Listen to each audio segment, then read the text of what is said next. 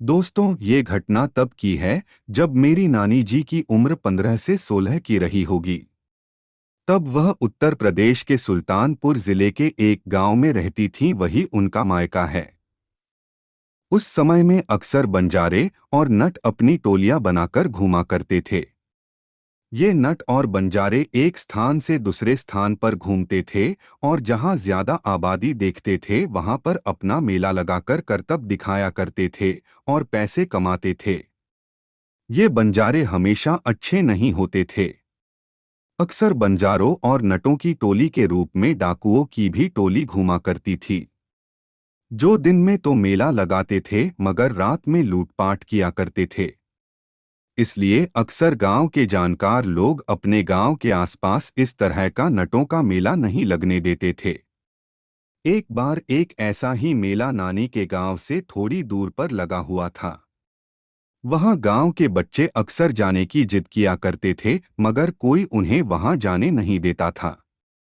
इतना ही नहीं, गांव वालों ने बच्चों का खेतों में जाना और दोपहर को बाहर खेलने से मना कर दिया था।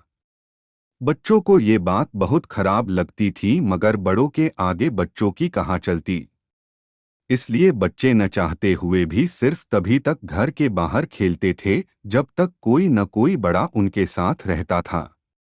मेरी नानी ये सब रोज देखती थी। ऐसा सिलसिला करीब 1 महीने तक चला जब तक वहां वो नटों का मेला लगा हुआ था।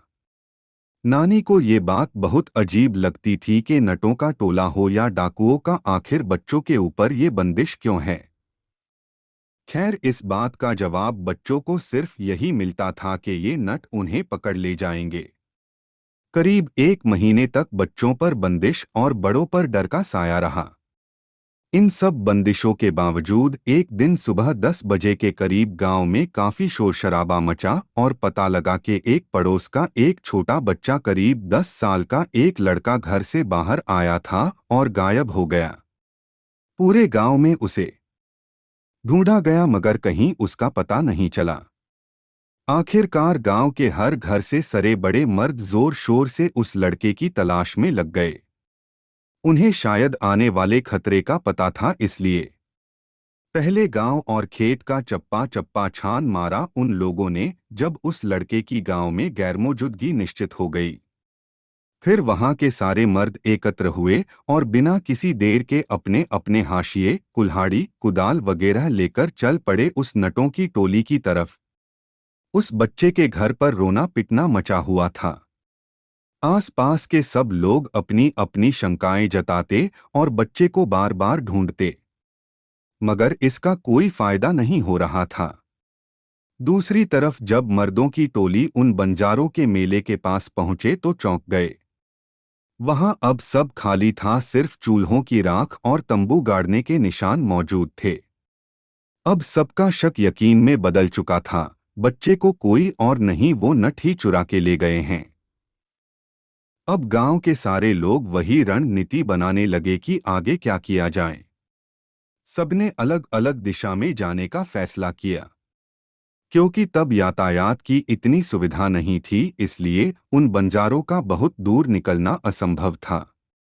लेकिन उसने लड़ने का सामर्थ्य भी सब नहीं रखते थे, क्योंकि ये अच्छे लड़ाके भी हुआ करते थे। इसलिए रणनीति बनाना जरूरी था। फिर सबने तय किया कि हर रास्ते, हर दिशा की तरफ कुछ लोग जाएंगे और पता चलते ही सब एकत्र होकर वहां जाकर उस बच्चे की तलाश करेंगे, और वो लोग न मिले तो दोपहर 3 बजे से पहले सब अपने गांव में एकत्र हो जाएंगे।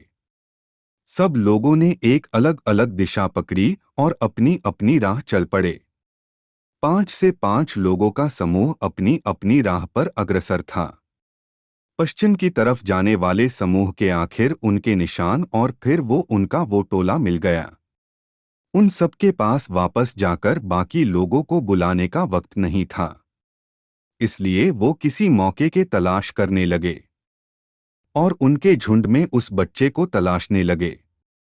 लेकिन वहां उस बच्चे का कोई सुराग नहीं मिला। फिर उन्होंने ये सोच लिया कि शायद बच्चा इनके पास नहीं है, वरना ये उसे अचेत अवस्था में ही सही साथ तो रखते। वो आशा खोने ही वाले थे कि किस्मत ने उनका साथ दे दिया और उनकी भीड़ से निकलकर एक आदमी नित्य कर्म के लिए कुछ दूर चला गया। पांचों ने फिर उसी से पूछताछ करने की ठानी। वो पीछे से जाकर उसके ऊपर टूट पड़े और दो लाठी उसके सर पे जमाकर उसे बेहोश कर दिया। फिर एक तांगे पर उसको लाद कर वापस अपने गांव की ओर चल पड़े। वो जितनी जल्दी हो सकती थी कर रहे थे, क्योंकि उसके साथी उसको ढूंढने जरूर आने वाले थे।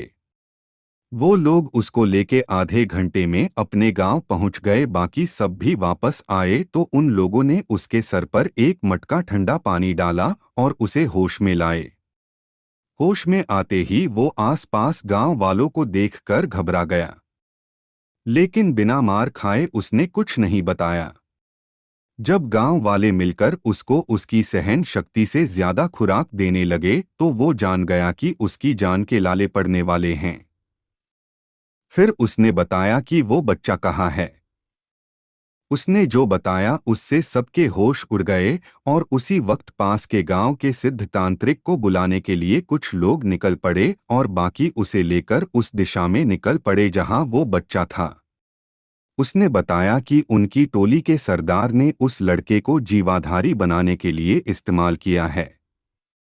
उसकी जान को खतरा है। अगर उसे बचाना है तो या तो उनकी टोली के उसी तांत्रिक को बुलाओ जिसने उसे इस्तेमाल किया है, या फिर उससे ज्यादा माहिर खिलाड़ी को। इसलिए गांव वाले पास के गांव के सिद्ध तांत्रिक को लाने के लिए निकल पड़े।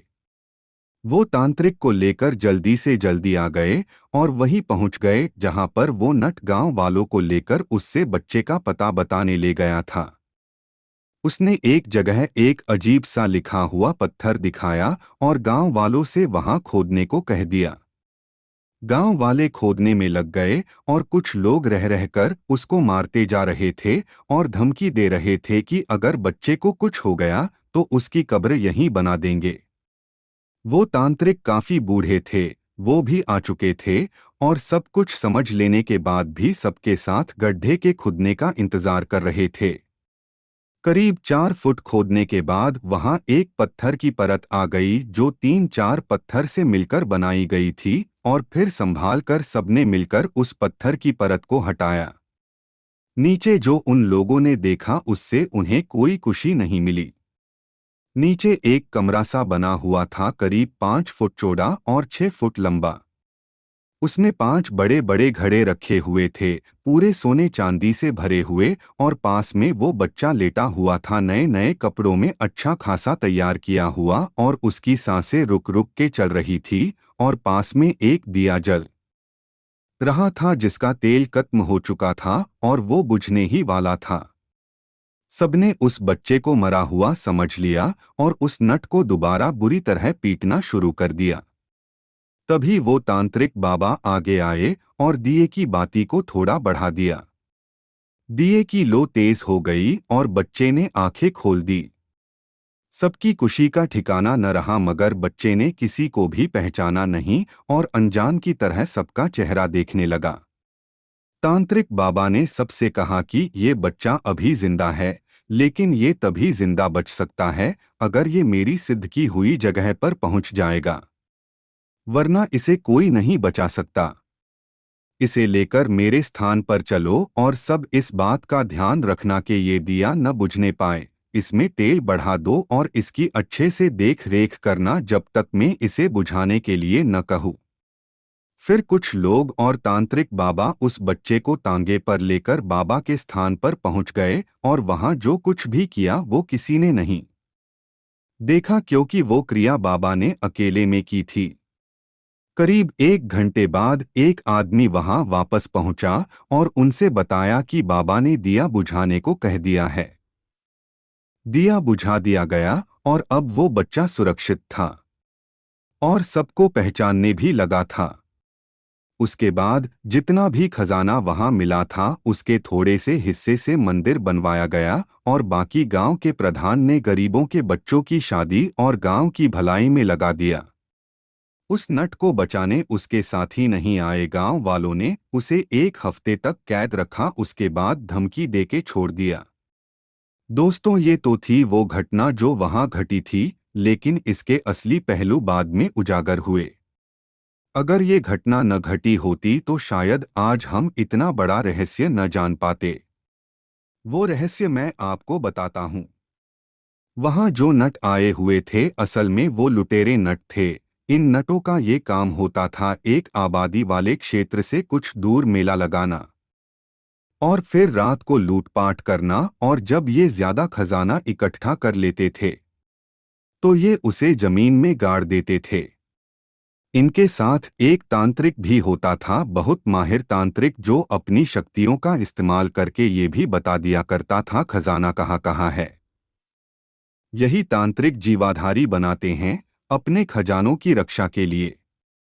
जीवाधारी बनाने के लिए ये किसी के भी बच्चे को चुरा लिया करते थे, क्योंकि बड़ों से ये काम करवाना मुश्किल था और बच्चों को बहलाना आसान। ये जिस बच्चे को चुराते थे ये उसे उसके पसंद की और भी बहुत अच्छी चीजें खिलाते थे ताकि वो जरा भी भूखा न हो। फिर उसे नहला धुलाकर नए नए कपड़े पहनाए जाते थे, पैरों में रंग, आंखों में काजल और बालों में खास किस्म का तेल लगाकर उन्हें बैठाया जाता था। फिर तांत्रिक अपनी क्रिया करते थे जिसमें वो बच्चा अपनी सुध-बुध खो देता था। उस बच्चे को भिन्न भिन्न शक्तियों से सुसज्जित किया जाता था और उसके नाम का दिया उसके बगल जला दिया जाता था। उसके बाद उसके सामने उस कबीले का सरदार आता था और कहता था, देखो मुझे और अच्छी तरह पहचान लो। ये खजाना मेरा है और तुम इसके रक्षक हो। जो मेरे सिवा मेरा खजाना लेगा तुम उसको जिंदा नहीं छोड़ना। मैं वापस आऊंगा और अपना खजाना ले जाऊंगा, उसके बाद तुम आजाद हो जाओगे। ऐसी तांत्रिक क्रिया के बाद वो बच्चा उस इंसान को नहीं बल्कि की आत्मा को पहचान लेता है। फिर वो उसे खजाने के साथ उस गड्ढे में दफन करके चले जाते थे। जैसे ही हो दिया बुझता था उसकी आत्मा एक अत्यधिक शक्तिशाली शक्ति का रूप ले लेती थी और महीने, साल, क्या सदियों तक अगर वो ना आए तो भी खजाने की रक्षा करती हैं। फिर वो इंसान चाहे इस जन्म में आए या फिर किसी और जन्म में, ये शक्ति सिर्फ उसकी आत्मा को ही पहचानती है और खजाना लेने से नहीं रोकती। अक्सर आपने देखा होगा कभी कभी कहीं किसी को खजाना मिल जाता है, ये जीवाधारी उनकी आत्मा पहचान कर उन्हें खजाना लेने से नहीं रोकते। दोस्तों, ये कर्म निर्दयी होता है, लेकिन इसका इस्तेमाल राजा महाराजा भी किया करते थे। लेकिन उस समय में इंसान बहुत ईमानदार हुआ करते थे जो खुद राजा की खातिर जीवाधारी बनने को तैयार हो जाते थे। आपने देखा होगा कि इन जीवाधारियों को अक्सर कुछ तांत्रिक हरा देते हैं। ये केवल उन्हीं जीवाधारियों के साथ संभव हो पाता है जो बाल अवस्था में ही जीवाधारी बनाए गए हो। लेकिन राजा महाराजा के जीवाधारियों को हराना संभव नहीं होता, क्योंकि वो अपनी मर्जी से युवा अवस्था में अपना बलिदान देते हैं और बहुत अधिक शक्तिशाली हो जाते हैं। उनकी ईमानदारी ही उनकी सबसे बड़ी शक्ति बन जाती है।